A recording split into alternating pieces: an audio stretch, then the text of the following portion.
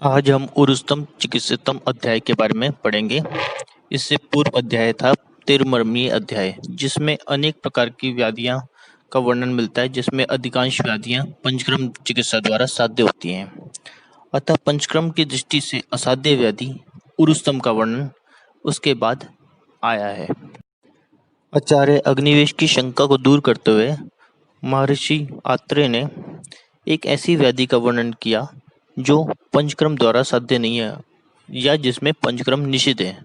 उस व्याधि का नाम है उरुस्तंभ। नेक्स्ट है उरुस्तंभ के निदान। भोजन के जीर्ण होने पर अथवा अजीर्ण रहने पर जो व्यक्ति अत्यधिक स्निग्ध, उष्ण, लघु एवं शीत आहार का सेवन करता है, जो अत्यधिक मात्रा में द्रव एवं शेष पदार्थों का सेवन करता है, जो दही, दूध, ग्राम्य, अनूप, औदक, पशु पक्षियों का मांस का अधिक सेवन करता है, जो पिष्ट से बने अन्न एवं विकृत मद्य का सेवन करता है, दिन में अत्यधिक सोता है और रात्रि में जागरण करता है, जो व्यक्ति लंघन करता है, अध्यशन करता है, अत्यधिक परिश्रम करता है, जो भयभीत होता है, जो अधारणीय विवेक को धारण करता है, जो स्नेह युक्त आहार का अत्यधिक सेवन करता है। नेक्स्ट है उरुस्तंभ की संप्राप्ति।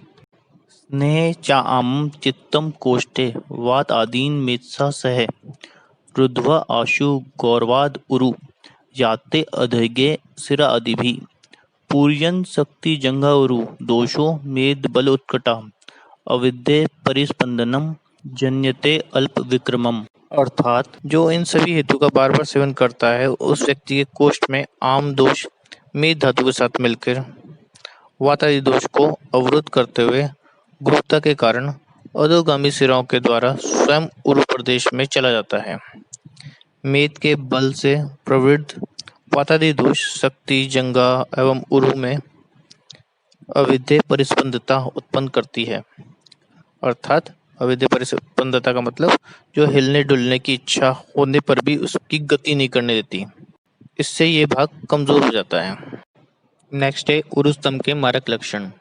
गौरव, आयास, संकोच, दाह, रुक अर्थात रुजा, सुप्ति अर्थात सुनपन, कंपन, भेद अर्थात भेदनवत पीड़ा, स्फुरण, तोद अर्थात सुई चुभने जैसी पीड़ा। ऐसे लक्षणों से युक्त उरुस्तंभ रोग रोगी के प्राणों को नष्ट कर देता है। नेक्स्ट है उरुस्तंभ की निरुक्ति।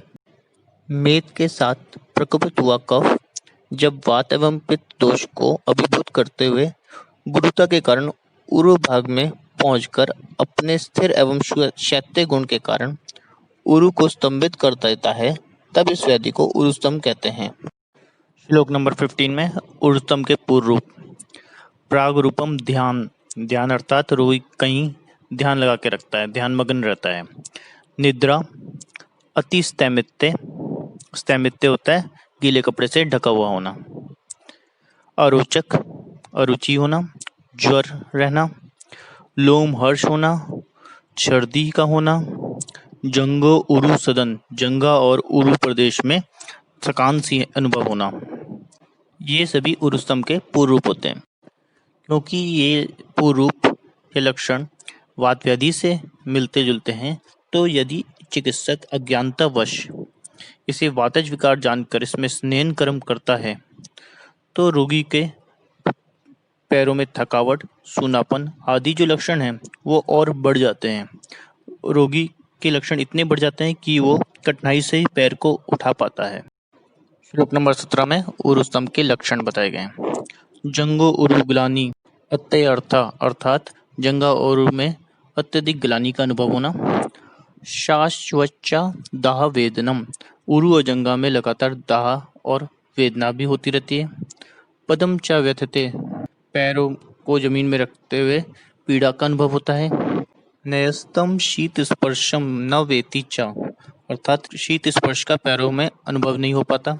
संस्थाने अर्थात एक जगह खड़े होने पे, पीड़ने पीड़न करने पे, गत्याम गति करने पे, चालने अर्थात हिलाने डुलाने पे, चाप्य निश्वरा रोगी असमर्थ होता है, इन सभी कार्यों के लिए असमर्थ होता है। अन्यो ही संभग्नाव उरु पादो चा मन्यते, अर्थात रोगी अपने पैरों को दूसरे के उठाने योग्य समझता है और टूटा हुआ सा अनुभव करता है। नेक्स्ट है उरुस्तम की साध्य साध्यता। जिस उरुस्तम के रोगी में पैरों में दाह, पीड़ा, तोद मिलते हैं वह रोगी नहीं बचता, अर्थात वह उरुस्तम जो होता है असाध्य होता है। जिस रोगी में ये लक्षण नहीं मिलते, वह व्याधि नवीन होती है, तो वो रोगी साध्य होता है। नेक्स्ट श्लोक नंबर 22-24 में इस अध्याय का सबसे इम्पोर्टेंट पार्ट वर्णित किया गया है कि उरुस्तम के रोगी में स्नेन व अन्य पंचकर्म अनुपयोगी क्यों होता है। जैसे कि संप्राप्ति में स्पष्ट बताया गया है कि यहाँ प्रकपित हुआ दोष कफ, आम, मेद, वातपित्त को दबाकर उरु प्रदेश में स्थित होते हैं। क्योंकि वातपित्त दोष उरु प्रदेश में कफ और मेद द्वारा आवृत होते हैं, इसलिए इसमें जब हम स्नेहन या वस्ती कर्म करते हैं तो वो स्नेहन या वस्ती, खासतौर से अनुवासन वस्ती, कफ दोष की और वृद्धि कर देती है, जिससे कफ और मेद का आवरण और बढ़ जाता है और वातपित्त और अधिक आवृत रह जाते हैं। कफ स्थानगत कफ व पित्त को वमन द्वारा सुखपूर्वक निकाला जा सकता है। जब ये दोष आमाशय या अधोभाग में स्थित होते हैं तब इनको विरेचन के द्वारा निर्हरण किया जा सकता है। जब ये तीनों दोष वात, पित्त, कफ, पक्वाशय में आश्रित होते हैं तब विविध प्रकार की वस्तुओं के प्रयोग से इनका निर्हरण किया जाता है। लेकिन आम और मेद धातु द्वारा स्तंभित वातादि दोष जब जंघा और एवं उरु के भाग में स्थित हों तब वमन, विरेचन, वस्ती द्वारा इनका निर्हरण नहीं किया जा सकता। जंघा व उरु ये दोनों वात के स्थान हैं और वात के शीतल गुण के कारण ये दोनों अवयव शीत हो जाते हैं, जिसके कारण प्रविष्ट दोष स्वभावतः और जकड़ जाते हैं। जिस प्रकार अत्यंत गहरे स्थान से स्थित जल को निकालना आसान नहीं होता, उसी प्रकार उरु प्रदेश में जकड़े हुए श्लेष्म प्रधान दोषों को भी निकालना सरल नहीं होता। क्योंकि इस व्याधि में ना हम स्नेन कर सकते हैं, ना वमन, विरेचन, वस्ती कर सकते हैं, इसलिए उरुस्तम में पंचकर्म का निषेध बताया जाता है। नेक्स्ट है उरुस्तम का चिकित्सा सूत्र।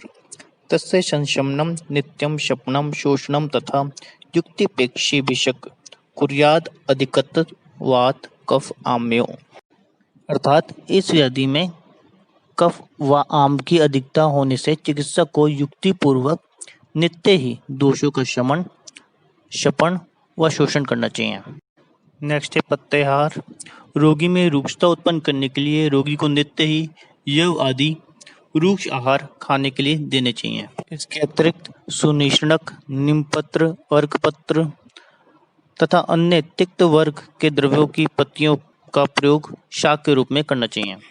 इसके साथ ही रोगी को क्षार, अरिष्टों का प्रयोग कराना चाहिए, हरड़ का प्रयोग, मधुदक का प्रयोग कराना चाहिए, पिपली का सेवन कराना चाहिए। इनके प्रयोग से उरुस्तम रोग दूर हो जाता है, अतः इन योगों का कुछ दिनों तक निरंतर अभ्यास कराना चाहिए। कुछ योग जैसे श्रांगेष्टि आदि चूर्ण, उर्वादि योग, स्वर्णशीरी आदि योग, ये कुछ योग जो महत्वपूर्ण है उरुस्तम के रोगी के लिए। कुछ आवस्थिक चिकित्सा जैसे यदि उरुस्तम के रोगी का उपतर्पण करते हुए वात प्रधान दोष कुपित हो जाते हैं तो युक्ति पूर्वक जंगल पशु पक्षियों के मांसरस व पुराना अग्नि चावल का भात खिलाकर संतर्पण करना चाहिए। यदि रूक्ष उपचार करने से निद्रानाश या पीड़ा होती है तो ऐसी दिशा में वात रोगनाशक स्नेहन व स्वेदन कर्म करना चाहिए। ये अवस्थिक चिकित्सा इसलिए आती है क्योंकि दोष तो मेद और कफ प्रधान है और हम उसके लिए रूक्षण चिकित्सा या वात शामक चिकित्सा करते हैं, तो अत्यधिक रूक्षता आने से ये लक्षण उत्पन्न हो जाते हैं। इसके लिए रोगी में पीलूपण्य आदि तेल, कुष्ठ आदि तेल, सैंधव आदि तेल व अष्टकट्वर आदि तेल का प्रयोग किया जाता है। बाह्य उपचार में वल्मीक मृतिका आदि उत्साधन, जिसमें वल्मीक की मृतिका का प्रयोग किया जाता है, करंज मूल, करंज का फल व उसकी छाल का प्रयोग किया जाता है, इष्टिका चूर्ण का प्रयोग किया जाता है। इन सबको बराबर लेके उरु प्रदेश में सूखा ही मलना चाहिए और बल लगाकर सूखा उपटन रगड़ना चाहिए।